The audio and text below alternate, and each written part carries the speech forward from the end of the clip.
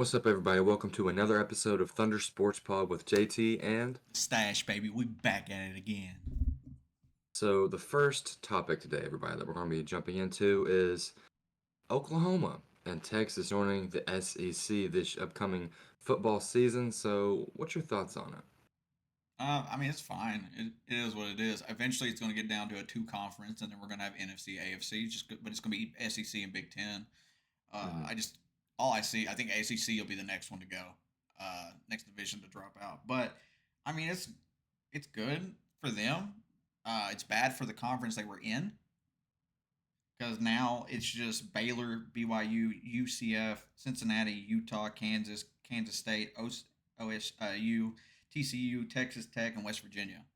Mm, Without Oklahoma, without Texas, that conference looks a little weaker than before. Uh, for sure. so I don't really necessarily like that aspect of it because now it's just gonna be another conference that's just gonna be disbanded soon, Hmm. and that's just what it's gonna get to with the NFL. But I mean, they left. They've got a good deal. They joined the SEC because of the deal with ESPN. They're going to get more broadcasts, bring in more money to the school. I completely understand it from a business aspect, but I don't understand it from a sports perspective. Mm, yeah, I agree with you on that. I feel like Texas and Oklahoma, I mean, two historic programs in college football, great success. And ultimately joining the SEC, I mean, for college football, that's the best conference. That's the conference you want to compete against. So them willingly want to join the SEC really shows me that they think that they can compete in first year, second year, and in the future. But I think Texas has a better chance at succeeding in the SEC earlier than Oklahoma does, in my opinion. But with that being said, I mean that helps the entire conference grow stronger. Better competition each week. So we'll have to wait and see what they bring to the table. But I think they'll be okay. I mean, it's fine if they want to join. I mean, it's going to be harder for you now. I mean, Yeah. I mean, you're getting a big deal when it comes to the money for the ESPN. So you're just going to have a lot harder competition than what you had. Hmm. Maybe you aren't ranked fourth next year because of that. Yeah. That could play a big factor for it. I'm And just, it'll be, yeah. I'm not a conference guy, anyways. I've never understood that. But so, uh, for me, I get it, man. But man, I don't necessarily like it. But I get it. Hmm. I mean, it'll be harder for them to make the playoffs anyways now, joining the SEC, but at the same time, the expansion of the 12-team playoff format now, going from 4 to 12, is going to be pretty big, so we'll have to wait and see with that. Do top three schools from each conference. That's what I say. Put Hmm. them in there. Top three. That way everybody gets a chance. It'll be chaos. Honestly, I hope that there's not a whole lot of snubs like there was with, Florida State last year. 100% snubbed. Um, 100% snubbed. so we'll see um, down the line at the end of the football season who makes the college football playoffs and who doesn't. But speaking of college football, we'll go ahead and transition to our two favorite teams, Tennessee Volunteers and the Florida Gators. Let's give us some record predictions. So let's start off with Florida. So Stash, tell us your record prediction for the Gators this upcoming season. So I have, I'm saying 5 wins. Okay. I think 6 wins is the ceiling. Five is the floor. I think that's where we'll finish. We have a really hard schedule, like Yeah. roughly the hardest schedule in college football. For one stretch of games, we play Georgia, Texas, LSU, Ole Miss, and FSU. Mm. Not only that, but we start the year off against Miami, who I think is going to be a very good team, which Mm. I already racked up as a loss for us. So for me personally, I'm thinking 5 wins this season. I don't think it's going to get much better, and especially with this hard of a schedule, I just don't see it happening anytime soon. Yeah, you guys definitely got a pretty tough schedule again this year. But for the Volunteers, I'm a little bit more optimistic. I think the quarterback situation with Nico is going to be better than Joe Milton. I mean, looking at it, the quarterback situation from the past 3 years, going from Hendon Hooker to Joe Milton to Nico, it's like a roller coaster. So hopefully we're on the high end of the roller coaster now. Um, we'll have to wait and see. But listing off our opponents for the upcoming season real quick. Week 1, we've got UTC Chattanooga. That should be a win. North Should. Carolina State University. At our second week, that should be an interesting game. That's going to be an ABC primetime game. We should be able to win that one. And then we've got Kent State. We've got Oklahoma week 4. That'll be our first really big test, I I feel think this will like. be a tough game. I think that will be too. I think we lose that game, so we're at 3-1. Arkansas, they're one of the worst teams in the SEC for the upcoming year, I feel like. So that should be an easy win. Florida at Neyland. Keyword at Knoxville. Yeah, So I yeah. think we get that one. I give you guys that one. It's in Yeah. Neyland. I say you win. If it's the Swamp, it'd be I'd be picking Yeah. my Gators, but It's a different story when it's at the swamp, yeah. but since it's at home, I'm taking that one. And then we've got a revenge game versus Alabama in Neyland. I think we knock off the Crimson Tide. They lost Nick Saban re- to retirement, so we'll have to see what that Alabama team looks like this fall without him as the coach, which is a huge part of their success. But I still think they'll have a solid team. It will not be a cakewalk game by no means, but I think they've got enough to get by Alabama. And then going on versus Kentucky at home should be a win. They've got a pretty good team, but I think that'll be uh, a couple score game most likely. And then we got Mississippi State, that'd be a win. Georgia will be a loss. So I think we're sitting at 2 losses, and then we play UTEP and Vanderbilt to end the season. So I'm thinking 10-2 for the Vols. I'm predicting 10-2. That's pretty realistic. I feel like in my eyes, and I feel like that's enough for the playoffs. 2 loss team, SEC team. What does SEC mean have to do with it? Two lost. Oh, so Well, like I mentioned you earlier boosting it in up the because of previous the video, SEC? I see how it is. I see. hey, like I mentioned earlier, though, that's the toughest conference in all of football. So if you prove yourself Hold that on. you only have 2 losses, and if it's 12 teams, you should be able to make the playoffs with a two Did an loss. SEC school make the championship game last year?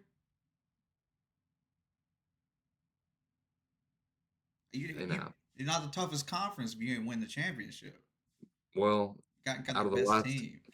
out of the last decade, there have been, I believe, 8 SEC teams in Okay. the championship. So they have displayed dominance in college football over recent history, besides last year, which I'll give you, I'll take that blow for the SEC, but more times than not, there's an SEC team, at least one, in the playoffs and in the championship. But um, for Tennessee, 2 losses will get you in. I mean, going from 4 teams to 12 teams, there's contemplation like should a 2 loss team in general make the playoffs for the 4 team if they win your conference and if you're 2 loss like Well, I think conference winners should be the top be 1 through 4.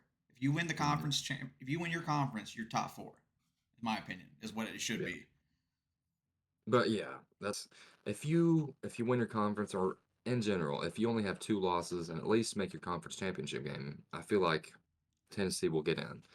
So we'll have to wait and see. I'm pretty interested to see the 12 team playoff expand and see these new teams get a chance at knocking off maybe a Georgia or Michigan, but we'll have to wait and see with that. I'm excited for it. I hope they don't mess it up. Like I hope that there better be no undefeated teams missing it this year. Yeah, they definitely caught some heat with that one for sure. But we'll go ahead and move on to the next debate, everybody. Going from college football to NFL talk. Rank Josh Allen's weapons for the upcoming season 1 through 5. You can choose anybody. Anybody on that Bills offense. Number one, I think he's going to be the biggest weapon for Josh Allen this upcoming season. And I don't think it's even close. Keon Coleman, Mm, number one. Number two, I got Knox. Number okay. three, I got Kincaid. Number four, I got James Cook. And number five, my sleeper that I think is going to show out a little bit this year, Frank Gore Jr. Okay. I like It's my that hot pick. take. I'm like, I think he may not even make the 53-man roster, but Hmm. I'm gonna give him hope. The guy that on this roster that I don't like, who I don't think is very good, uh, is Claypool. I don't think Claypool is going to be good. I was looking at his stats in 2022. Like he went 2-15 on the record, and then he went 8-9 last year, being on the Bears and the Dolphins. Yeah. So yeah, Yeah. Claypool was definitely not going to be a great target for Josh Allen, in my opinion. but only time will tell. We'll have to see what he'll probably be like wide receiver 4 or 3 for that Bills offense. There's a reason the man's been on 3 teams in 3 years. Yeah, very true. The way I'm looking at it for Josh Allen's offense, for his weapons, 1 through 5, I'm ranking them. Dalton Kincaid at 1. I think he's going to have a big step up year. Big expectations for the athletic tight end. I think Allen will start to look his way more. Number 2, I've got James Cook. Very versatile running back out of the backfield. Great hands. And I think they utilize him even more for the upcoming season. Number 3, I've got Keon Coleman, your boy. Um, I think he'll have a good season, but I don't think it'll be target wise more than Dalton Kincaid or production wise more than James Cook. So that's why I've got him at 3. But I think he'll still have a solid rookie campaign with Josh Allen. I mean, he's a big threat down the field. He'll go up and get the ball, high point it. But 4, I've got Khalil Shakur. I think he'll have a decent season. Last year he displayed towards the end of the year some flashy moments, but number 5, I've got Dawson Knox. I mean, he's a reliable red zone threat, tight end, so throw somebody in there. I think he could get a couple of touchdowns this year for him. I got Coleman at 1. I think he's going to be the primary target because he's jump ball wide receiver. It's what Mm, Allen's needed for so long. yeah, I think he's going to have a great rookie season. I'm I could see saying that. 6 touchdowns, 1,200 yards. Mm, okay. That's what I'm looking at. I think Knox will get a. I think Dawson Knox will get more of the touchdowns in that in the red zone threat than Coleman Mm, will. But I think those will be deep, like more deep balls or mid range yeah, passes. They takes to the house. I could see that. I think Kincaid's going to help them towards the middle of the field and the slot, just stretching the defenses down the field. Of course, Keon Coleman's going to be that deep shot guy, go up and get the ball, but he's kind of a do-it-all gadget guy too. He could go in the slot, keep him out wide, just whatever they want to do. But Kincaid, I think, is going to have an impressive season. So I believe number 1, Josh Allen target. That's what I've got. But let us know down below, everybody. 1 through 5, rank Josh Allen's targets for the upcoming NFL season. All right, we've got an interesting game coming up here. TSB's top 25 NFL wide receivers for the upcoming season. How do you have them ranked? 1 through 5. We'll start with 1 through 5 to this, Yeah, so it'll be a little 1 through longer. 5. All right, my number one. This is controversial. I think people are gonna look at me weird. He's on a contract year. I think he's gonna show out. He if he wants to get paid, and if he wants the owner of his team to pay him, and that's C.D. Lamb. I got C.D. Lamb. I think is going to have the best year as a wide Mm, receiver this upcoming season. Number 2, I've got Jay Jetta. I think Jay mm, Jetta is going to have a bounce back year after being hurt for 7 games last season. mm. I don't know if he reaches the top of taking that point again as the number 1 guy yet. Yeah. But I do that because hamstring injuries and wide receivers usually have an effect your whole career. You'll have to Oh, deal for with it. sure. And I hated to see him get the hamstring injury last year, and because I'm like, ooh, I know Mm, that's not a good sign. It's like back spasms in the NBA. Number 3, I got Tyreek Hill, who was the best wide receiver in football last year, in my opinion. I think he balled out. I think he was incredible. Number 4, Saint Brown from the mm, Lions is number 4. okay. He was top 3 in like every category last year, or top 5 in every category. Like having him not top 5 is hard. I know he's not the number 1 wide receiver on the outside that plays wide. He's a slot guy, which isn't normally common for a guy that'd be that good besides Cooper Cup. But he's been incredible last season. He really helped that Lion squad, so I've got him at Mhm, 4. Number 5, I got AJ Brown. mm. I think the Eagles are going to come back and be better than they ended last year. I just think that they're going to get their stuff together for this coming season. I could see that. That's a solid top 5 wide receiver ranking for the upcoming season. I like it a lot.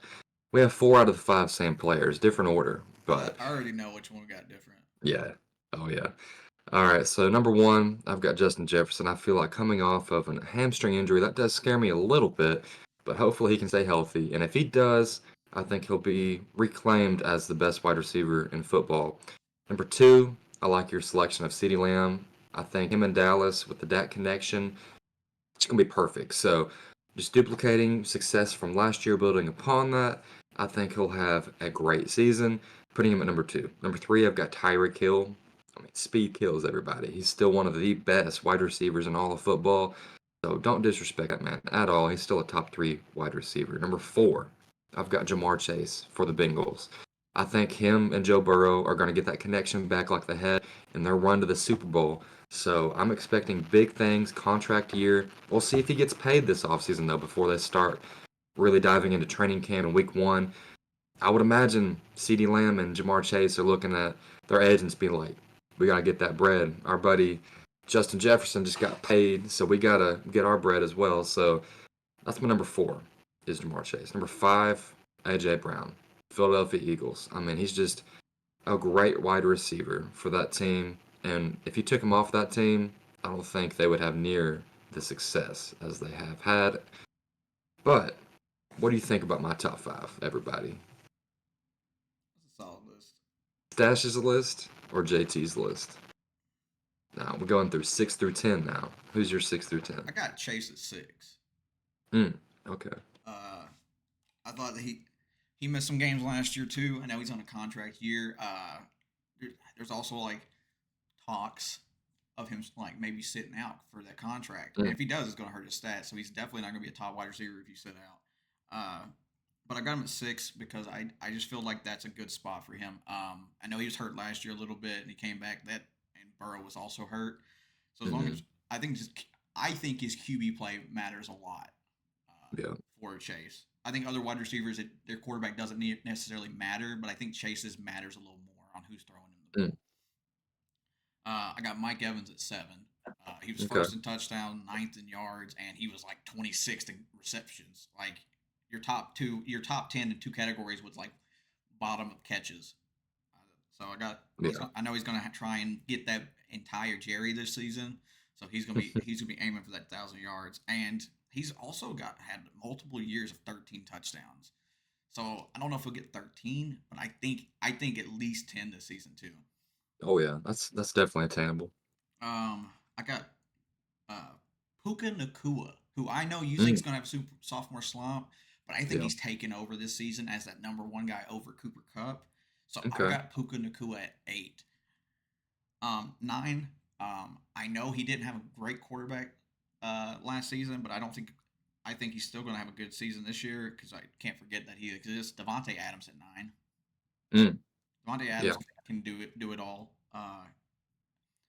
And number 10, I think the reason why I have this guy a little further is because the team he's on now has a lot of good wide receiver weapons. So I had to move him back a little bit because I don't know if he'll be getting all the targets like he was in Buffalo, and that's Stephon Diggs. Okay. I like this. I like those selections actually. So we've got three out of the five same players, two different. I'll dive into my 6 through 10 for you real quick though. So number six, I've got Amon-Ra St. Brown. He's on the outside looking in for me. I think he could easily be top five wide receiver after this year though in Detroit if he can continue to improve. And Jared Goff got that 5 year extension, so he's gonna be their quarterback for a while, and he loves looking his way as well as Sam Laporta. But number six, I have Devonte Adams. I Yes, sir. think he's going to have an even better year than last year. Still a solid wide receiver. People kind of forget about him with these younger guys kind of taking over the league, but he's one of the best, if not the best, route runner in the NFL. So we cannot forget about Devonte Adams. Number seven, I've got the Houston man, Stephon Diggs, at number seven. I think the CJ Stroud connection is going to be lethal, everybody, and you better watch out for the former Buffalo Bill, the former Minnesota Viking, Stephon Diggs. Number eight, I've got your boy, Mike Evans. I think he can continue to have great success with Baker Mayfield in that connection year two, and hopefully have another year over 1,000 yards if he can stay healthy. I don't see why not. Um, And moving on to my number nine, I've got Debo Samuel. I think if he can stay healthy, I think he's going to have an insane year for the 49ers. I have a question though. Hmm. Do you think he's going to have an outstanding year as a wide receiver, or is he going to have an outstanding year as a running back? with the I jet think sweeps. this year he'll be more of a wide receiver because I've heard trade talks around Brandon Ayuk, so that kinda scares me. I I heard the think if opposite. really? I heard trade talks for Debo. Okay. Imagine they trade both of them. That's Jawan Jennings time. But and they got Ricky Pearsall, so you never That's know. what I heard. They're going to start using Ricky as the Debo role. Mm, we could see that, but if one of those 2 guys goes, we'll have to update our list, everybody, but for me personally, I think that Deebo Samuel is gonna be a top 10 wide receiver for the upcoming year and be utilized in a multitude of ways like they have used him in the past under Shanahan. But my 10th receiver from Chicago, Keenan Allen. I Keenan think Allen. he had a career year last year with Justin Herbert on the Chargers. So with Caleb Williams, everybody, I think that he can continue to have great success. So I believe ultimately Keenan Allen will be a top 10 receiver this year. Okay. Okay. That's not. I don't hate the picks. Mm, I'm taking Evans over Diggs right now. But mhm. everything else, Adams above Evans is so close to me. When I was doing the Yeah. breakdown of the stats, I'm like, it is, it is neck and neck in reality. So I would probably say I don't, but none of the list was wrong. Like to me, it wasn't wrong. I thought it was funny that you took we had St. Brown and Chase in opposite spots, but Yeah, that is true. no, that's fine. I definitely Allen actually kind of shocked me. I ain't gonna lie, you have Allen that Mhm. high. I do think he had a great Well, year, but all their wide receivers and weapons were hurt. Allen was the only one to throw to. that is very true. Well, everybody, that was a mistake on my behalf, on myself, actually. I have um, Keenan Allen at 11, and my list was 6, Amon-Ra, Adams 7, Diggs 8, Evans 9, and Debo at 10. So I named 6 instead of 5. So Debo is my 10th. He's the top 10, last place there. Keenan Allen will be my 11th wide receiver, just barely creeping outside the top 10. Okay, all right, so okay, I got you. I see Allen at 11 makes more sense to me than top 10. Uh, Hmm. but I'll give my 11 through 15. Okay. I got DJ Moore actually at 11. Mm, Uh, okay. I've got Nico Collins at Oh, 12. wow. I got Allen at 13. Mm. I got Michael Pittman Jr. at 14 Oh, I like it. and Brandon Ayuk at 15. Okay. Yeah, I like those actually a lot. I like the Pittman Jr. and Ayuk selections. Um, if all our quarterbacks stay healthy, I don't see why not. And Anthony Richardson to Pittman Jr., that connection is going to be legit. Um, so which one's your favorite? 11 through, Who's my favorite? yeah. Probably Pittman. I like Pittman a lot. Mm. Uh, Out of those five, yeah, I think DJ Moore had a really good year last year with Justin Fields. I was actually really impressed with him last season Oh, on yeah. that. So, and Allen's getting a little older, so I think DJ Moore is going to be taking over that number one spot. But you also Mm. got Romeo Odunze there too. That's going to be taking True. catches. So, like for them, I had to move them back a little bit. Hmm. But and then of course I think Collins was incredible last year. Nico Collins, I thought he was great. Even when Tank Dell went down, I Yeah, thought he was it making was. plays. I was really impressed with Nico Collins. That's why I have to put. That's one of the reasons I had to move him back though, because like I would have him higher if Diggs wasn't on there Hmm. because of the fact he's going to be eating those receptions from him. Yeah, that is true. And like you said, I mean, a lot has to do with like target shares. So we'll have to wait and see with how much volume each of these receivers will ultimately obtain in their offenses. But for me, 11 through 15, I've got, like I mentioned, Keenan Allen at 11. I think it's very deserving. 12, I have Cooper Cup, everybody. I think he's going to have a great year. The former Triple Crown winner, I think, has a stellar season with the Rams. 13, I have Garrett Wilson. I think the Rodgers Okay. connection is going to be on fire this year for the Jets. I think he's going to have a great season and be a top 15 locked wide receiver. 14, I've got Devonta Smith for the Eagles. I think he'll have a great year alongside with A.J. Brown. And if there get some double teams towards A.J., you best believe Smith's going to take advantage of those matchups. In 15th place, I truly believe that. Let's see who I've got for 15th. I've got like you mentioned, Michael Pittman Jr. Okay, yeah, I like that list. I like that list a Hmm. lot. There's a couple guys I have a little later, but I Hmm. like that. No, that's solid. I think Michael Pittman is a great wide receiver. All right, 16 through 20. I got Devontae Smith at 16. Mm. Uh, I've got Garrett Wilson at 17. Okay. I got Metcalf at 18. Mm. I got Cooper Cup at 19. Okay. I know it's a little low. That seems like a little low, but like he has had injuries since Yeah, then, so that is true. I'm not completely sold on like his health yet. He Hmm. is 30. I think he's gonna be 31 this year. Like he's supposed to be on his 31st birthday. On top of that, Hmm. uh, I got Pickens at 20. Mm. George Pickens. Oh, that's a good one. I forgot about him.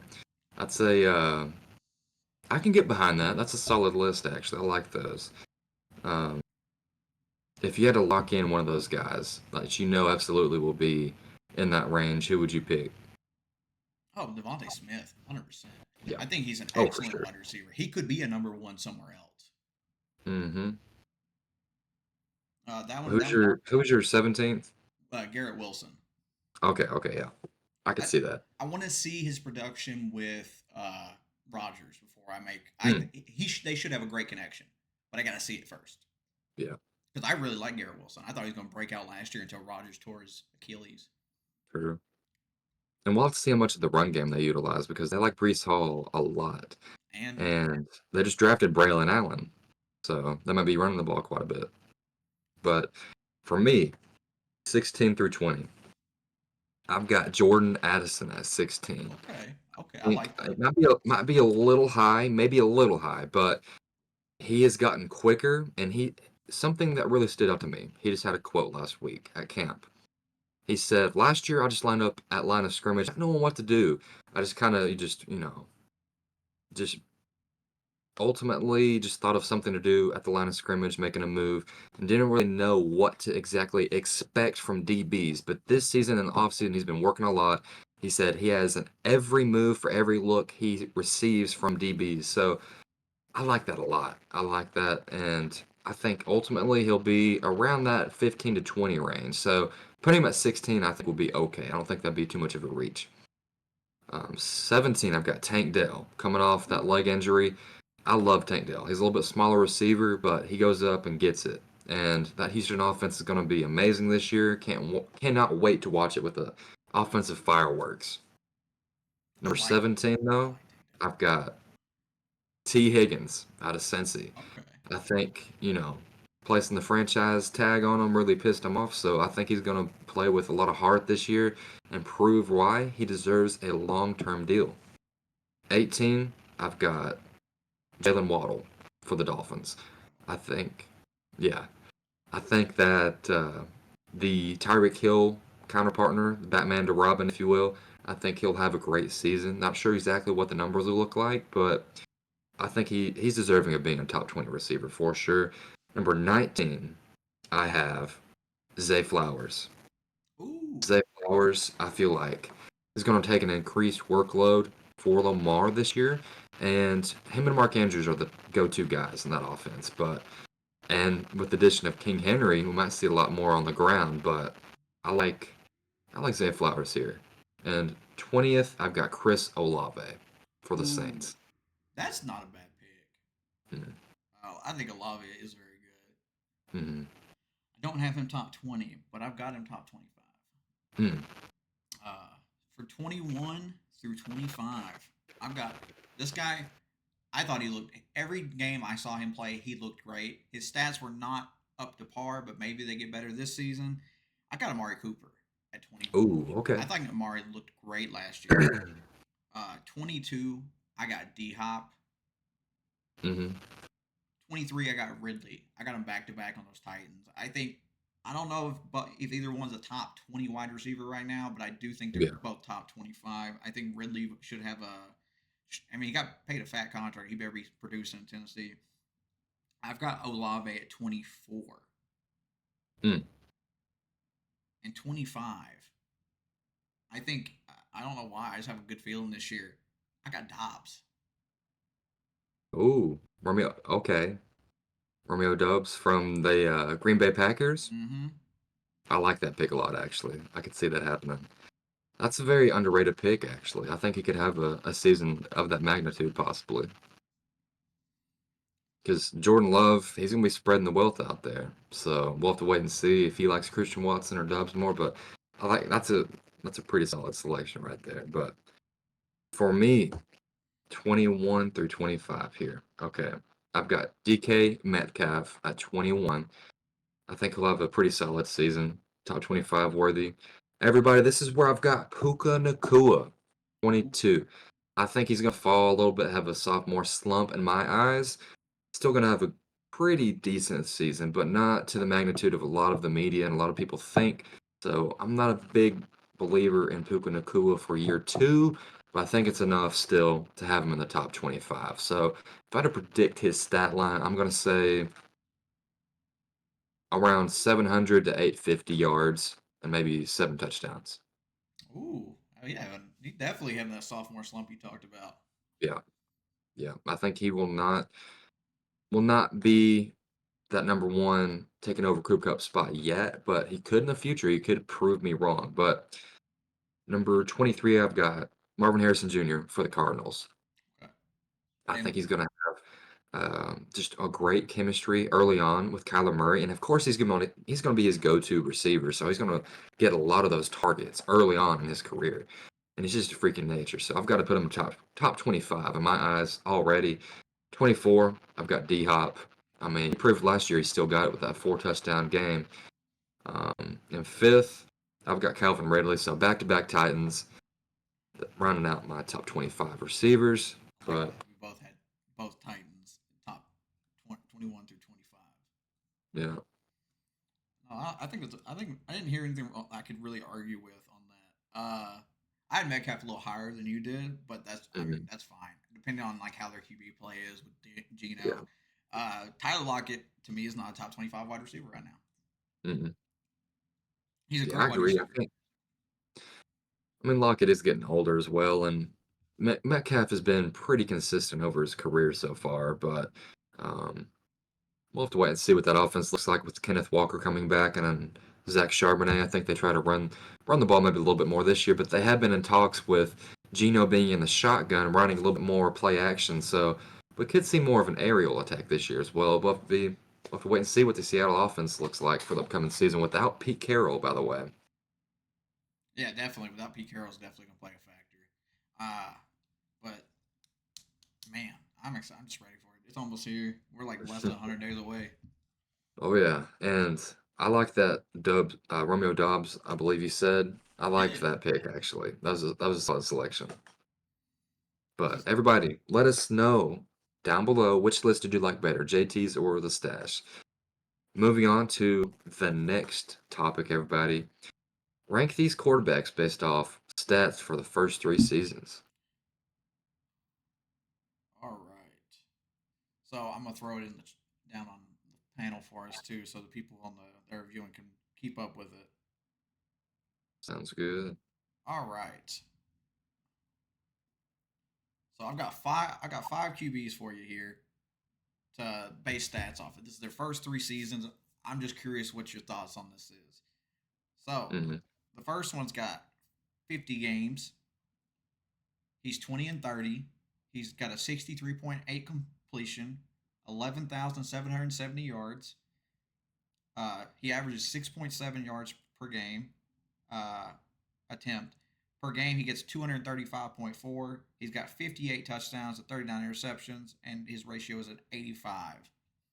Mm, Then you got a guy who's played 45 games, 18 and 27, 60.8 completion, has 11,636 yards. The average is 7.5 yards per game, 258. He's touchdown to interception is 69 to 44. mm, Number three's played 42 games in his first three seasons. He's 20 and 22, 61.8 completion, 9,476 yards, 225.6 yards per game, and he's 58 to 34 in touchdowns. Mm. And you got the last guy, 48. I get two more. 48, 37 games.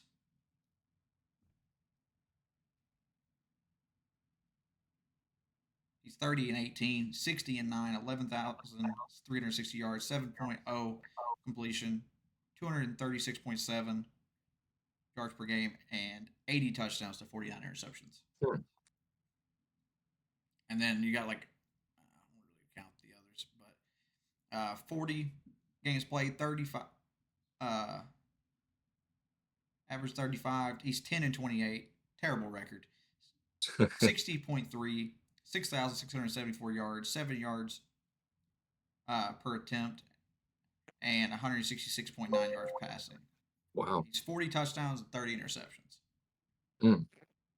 The last guy's played 48 games. He's 35. He's 25, 23 and 35, 23 and 25, 61.9% completion, 11,000 yards, 252, average 68 point completion, 234.4 yards per game, 63 touchdowns to 42 interceptions. On that Hmm. list, is there anybody that stands out to you? They're all about the same. I mean, that record stood out. That was like 10 and what, 30 or 28? I was like, man, Oh, 10 that's and pretty 18, egregious. 30 and 18. Yeah, that one and then like the really poor one. Um, Oh, the 10 and 28. yeah, Yeah. I So can that I can kind of guess that one, I think. give me your guess. Mac Jones? The 10 and 28. Hmm. No, Really? no, it's Justin Fields. Oh, okay. Oh, okay. Hmm. The first guy on this list, just for everyone, is Trevor Lawrence. Yeah. Number two, the guy who has more touchdowns and only five more interceptions is Jameis Winston Mm. in his first three seasons.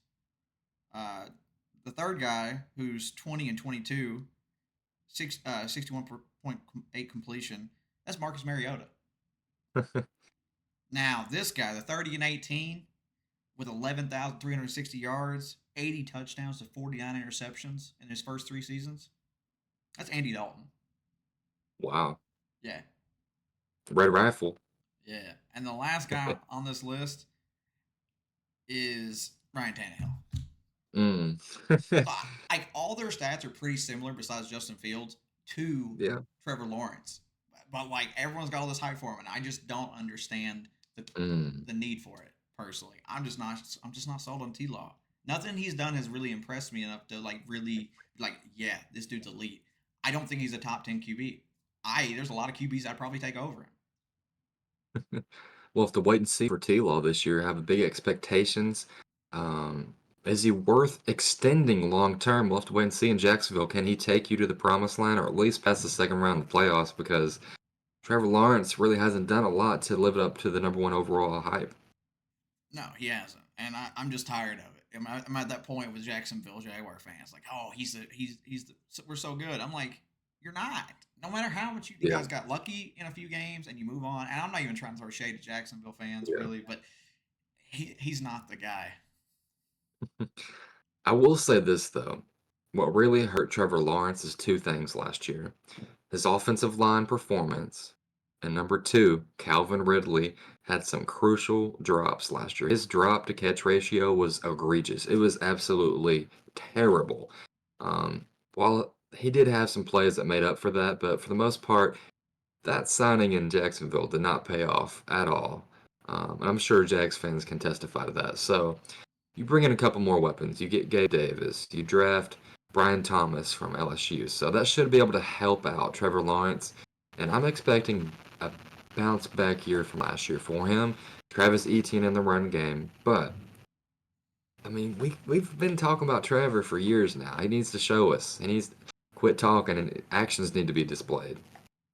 I'm more like if he came in, had a really bad rookie season, and then came out and improved every year, I'd be having a different like thought process on this. But I'm not Mhm. because of the fact I'm just not impressed with him. I'm gonna be Yeah. real.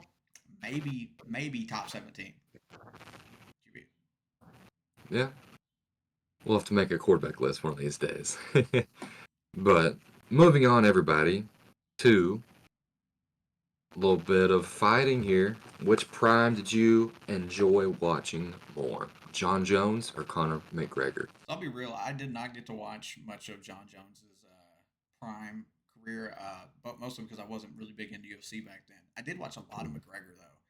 I watched a lot of yeah. highlights on him. I watched a lot of the fights, his press conferences, his trash talking. I watched a lot. So for me personally, when it comes down to Conor McGregor versus John Jones, who's primed that I enjoy more, I would say Conor because I watched it.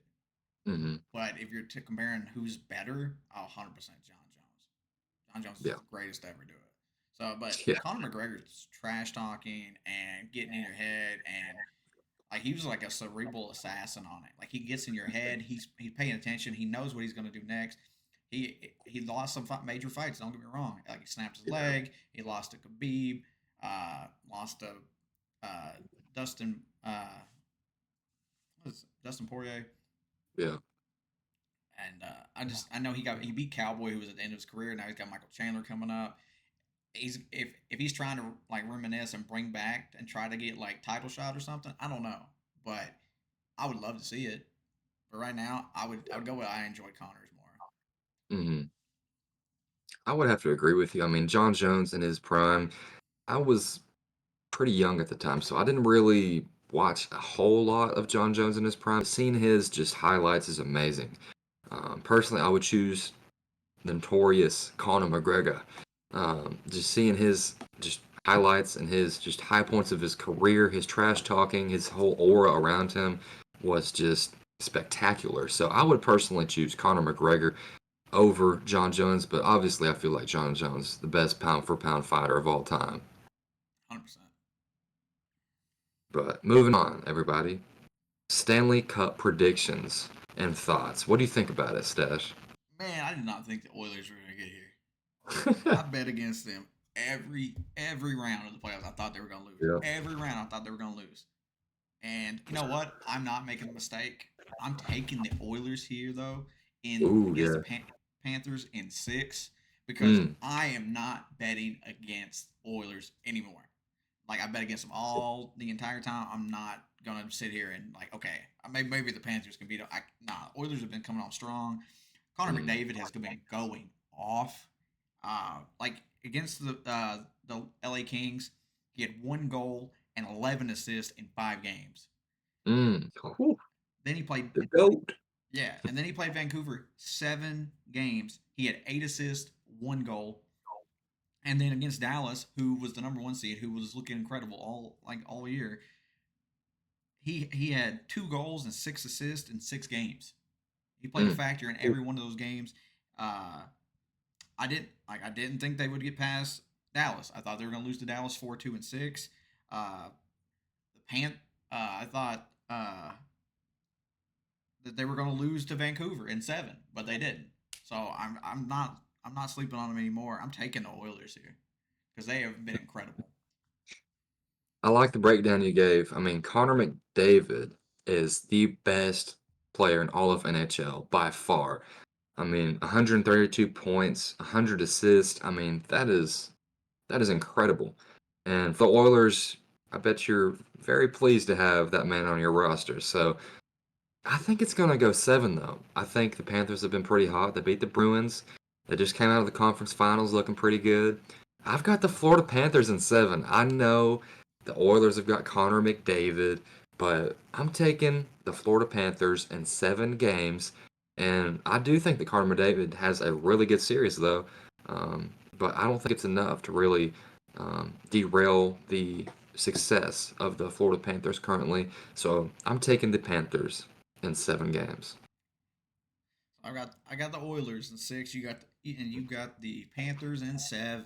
Let's go. All Yes, right. sir. But Stanley let us Cup know is down below. Yeah.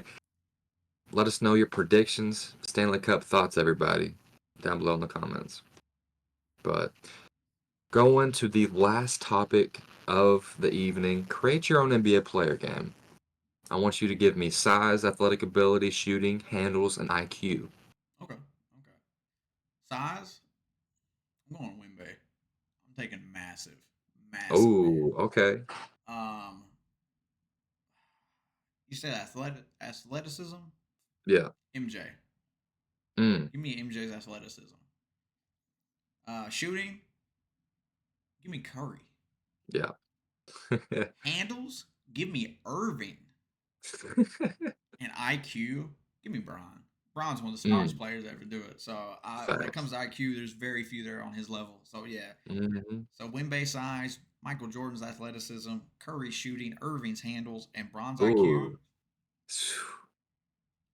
Man, that'd be a goat Yeah. player right there. That would be insane. But for me personally, I've got a little bit different list. I've got some of the same, but for size, give me Magic Johnson, 6'9" point guard, bringing the ball up the floor. I mean, flashy passes, athletic. I mean, he's pretty athletic back in the day when he played. Size, give me LeBron. Or I was thinking of LeBron, but Magic Johnson, LeBron. I mean, that'd be close. I was contemplating it earlier, but I would probably go Magic. I won't contradict myself. I'll stick with Magic. Athletic ability, you can go in the 90s, you can go in the 80s, but I'm gonna go with the new gen of players. Give me Giannis, the Greek freak himself. I think he'd be crazy with Magic Johnson's size. Shooting, give me Curry, the best shooter to ever live. And that's a pretty easy answer right there. Handles, you go AI, you could go Kyrie, but I'm leaning towards Kyrie. I mean, his bag is so deep, and in my opinion, the best handles of all time. IQ, I've got Jokic, the Joker. That's a good one though. Jokic is the Joker. Yeah, I can see IQ there. He has great IQ. So I've got size, Magic, athletic ability, Giannis, shooting, Curry, handles, Kyrie, and IQ, Jokic. Yeah, it's a strong player. I went Wimby because of just the size and dominance he'll be Yeah, on defense. So that's why I went Wimby. MJ was the only one I kind of went like old school on. I went mostly current, but I almost picked Braun for athleticism and like yeah. done a different player for IQ. But I was like MJ's athleticism was nuts for his day, so Oh yeah. I went with it. And IQ, I mean, LeBron, you can't go wrong with that. I mean, one of the smartest players to ever grace the court. Jokic, I think one of the best big men ever to live. Honestly, with his IQ, just passing ability, getting people open, I think that'd be a pretty crazy player with all the other attributes that decided upon. I agree. I think both players make strong cases for goats if you combine them. 100%. But let us know down below, which player are you taking, Stashes or JT's? But it's been a pleasure, everybody. This is the last topic today, but drop a sub, leave a comment, share the video if you haven't already, and check out the TikTok. Same handle, Thunder Sports Bot, everybody. We out.